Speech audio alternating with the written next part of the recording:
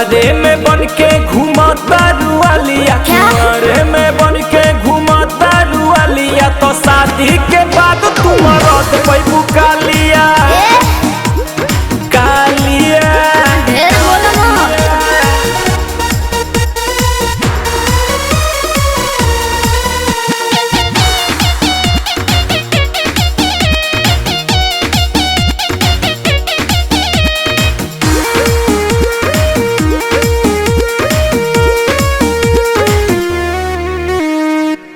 पहले बॉयफ्रेंड बाद में हस्बैंड बनैहा हो।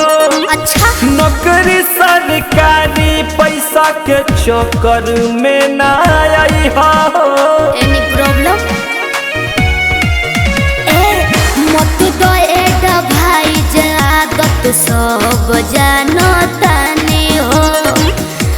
पापा के दौलत को अभी करेला फूटानी हो। महंगा होता है मेकअप मेरा, करोड़ों की कान की बालियां, समझे? उतने फेंका की रुका जा। अच्छा कुंवारे में बन के घूमता रुआलिया, कुंवारे में बन के घूमता रुआलिया, तो शादी के बाद तुम रत पैबू कालिया। अरे जाना हाँ कालिया। अरे तनिका अपनी बारे में सोचा कि तहार कैसन आई।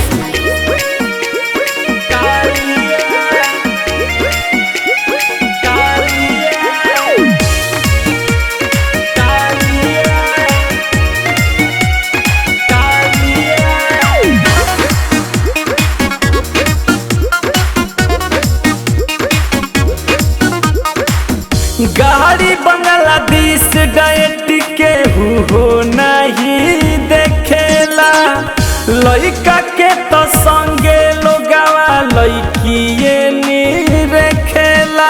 तो ठीक बा हमरो सुना।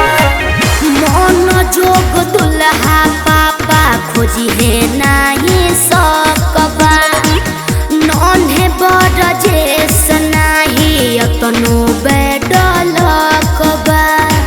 दोनों हाथ मिलते हैं तभी जाके बजती है तालियां, समझे बुद्धू? दिमाग में डालना। हाँ तो समझ लो। कुंवारे में बन के घूमता रुआलिया, कुंवारे में बन के घूमता रुआलिया, तो शादी के बाद तुम रत पैबू कालिया।